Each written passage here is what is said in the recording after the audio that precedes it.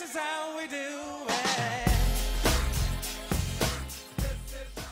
Greetings, friends. My name is Alex Barrier from Alex Builders. For 20 years now, my father has been helping you improve your home at an affordable price. Today we're going to be going over how to make a wonderful new addition for your home or garden, the birdhouse. Next we'll be going over supplies.